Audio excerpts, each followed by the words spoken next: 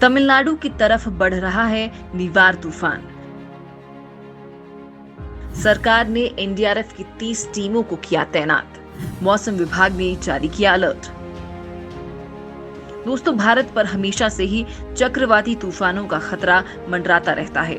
तूफान दक्षिण के राज्यों में कई बार भारी तबाही मचा चुके हैं। अभी इसी साल ओडिशा में आए अम्फान चक्रवाती तूफान ने भयानक तबाही मचाई थी। ये तूफान 180 किलोमीटर प्रति घंटे की रफ्तार से आया था। हवा इतनी तेज थी कि कई बड़े पेड़ जड़ों से उखड़ गए थे, बसें पलट गई थी, घरों के दरवाजे और खिड़कियां टूट गई थी। कई जगहों पर टेलीफोन और बिजली के खंभे ढह गए थे। लेकिन अच्छी बात ये थी कि लाखों लोगों को सुरक्षित बचाया गया। इतने लोगों की जान बचाने के पीछे इसरो की सही जानकारी देने का हाथ था। अगर तूफान की इसरो ने सही समय पर जानकारी ना दी होती तो हजारों लोगों की जान जा सकती थी।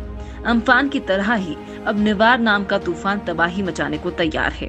तमिलनाडु की तरफ तेजी से बढ़ रहे भीषण चक्रवात निवार के 25 नवंबर को तट से टकराने की आशंका है। इस दौरान 120 किलोमीटर प्रति घंटे की रफ्तार से हवा चलेगी। राज्य सरकार ने चक्रवात के खतरे से निपटने के लिए समीक्षा बैठक की।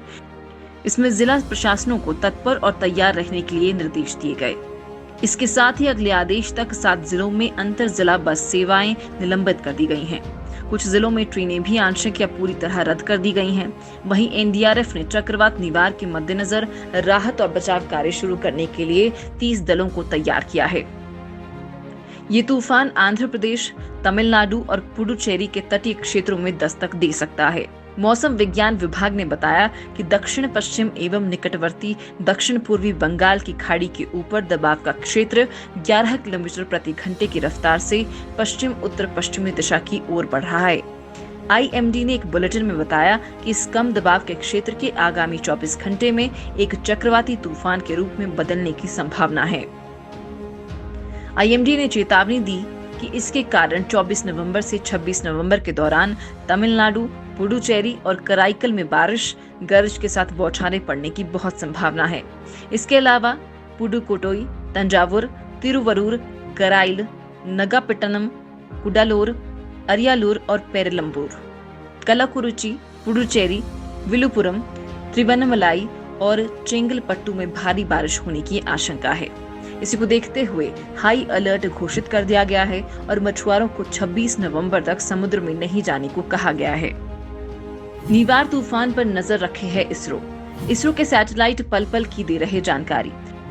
दोस्तों, इस साल मई में आए अम्फान तूफान को लेकर इसरो की सैटेलाइट ने जो जानकारी दी थी, उसी की वजह से प्रशासन ने 11 लाख लोगों को पहले ही सुरक्षित स्थानों पर पहुंचा दिया था। इसरो ने निवार तूफान की जो जानकारी मौसम विभाग को दी है, उसके हिसाब से ये भयानक तूफान साबित हो सकता है। इसी तरह 2019 में भारत के ओडिशा में आए फैनी तूफान जमकर कहर बरपाया था। ये तूफान 80 किलोमीटर प्रति घंटे की रफ्तार से ओडिशा के तट से टकराया था, लेकिन भारत की पहले से ही तैयारियों के चलते ज्यादा नुकसान नहीं हुआ था और भारत की तैयारियां मुमकिन हो पाई थी इसरो की वजह से। दरअसल इसरो ने फैनी तूफान के बारे में पहले से ही पता लगा लिया था, जिसकी वजह से हजारों जानें बच गईं। इसी तरह तमिलनाडु के तट से टकराने वाले निवार तूफान को लेकर भी इसरो पल पल की जानकारी दे रहा है। भारतीय मौसम विज्ञानियों ने इसरो की सैटेलाइट की मदद से बंगाल की खाड़ी के पानी में एक बड़ी हलचल का पता लगाया था, जिसके बाद सैटेलाइट से लगातार इस पर नजर रखी गई। इसरो ने अपने कई सैटेलाइट इसी पर केंद्रित कर दिए हैं। ये सैटेलाइट हर 15 मिनट में ग्राउंड स्टेशन को डेटा भेज रहे हैं। दरअसल 2019 में फानी तूफान आने के समय उसके केंद्र से 1000 किलोमीटर के दायरे में बादल छाए थे, लेकिन बारिश वाले बादल सिर्फ 100 से 200 किलोमीटर की रेंज तक थे।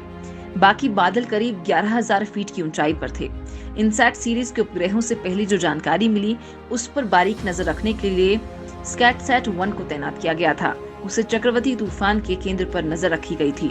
फिर ओशनसैट 2 के जरिए समुद्री सतह, हवा की गति और तूफान की दिशा के बारे में जानकारी मिलती रही, जिससे ये पता लगाने में मदद मिली कि तूफान कब और कितनी ताकत से टकराएगा। इसी तरह इस बार भी इसरो ने इन्हीं सैटेलाइट को निवार तूफान पर नजर रखने के लिए तैनात कर दिया है। उपग्रहों इनसैट 3D, इनसैट 3DR, स्कैटसैट 1, ओशनसैट 2 और मेघाट्रॉपिक के डेटा का उपयोग फैनी तूफान के आसपास की तीव्रता, जगह और क्लाउड कवर का अध्ययन करने के लिए किया गया था। फानी तूफान के दौरान इसरो की जानकारी से काफी लोगों की जान बचाई जा सकी थी। इसके लिए इसरो की तारीफ में अमेरिका के न्यूयॉर्क टाइम्स ने भी तारीफ के पुल बांधे थे। इसरो की तारीफ करते हुए लिखा था कि इसरो की चेतावनी के बाद भारत सरकार ने अच्छी योजना बनाई, लोगों को सुरक्षित रहने के लिए 26 लाख मैसेज भेजे गए। द वॉशिंगटन पोस्ट ने कहा था कि इसरो और सरकार की सतर्कता के कारण बड़ी तबाही छोटी हो गई।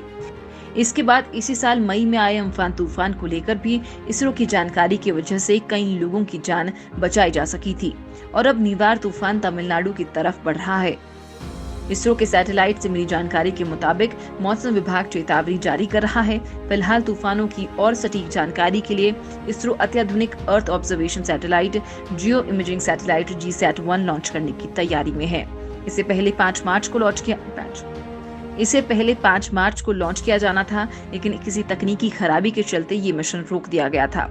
आमतौर पर जियोसिंक्रोनस सैटेलाइट देश के किसी हिस्से से गुजरने के बाद निश्चित समय के बाद ही दोबारा फिर वहां पहुंचते हैं, लेकिन GSAT-1 पृथ्वी की ऐसी कक्षा में रहेगा जहां से वो पूरे उपमहाद्वीप पर हमेशा नजर रख सकेगा।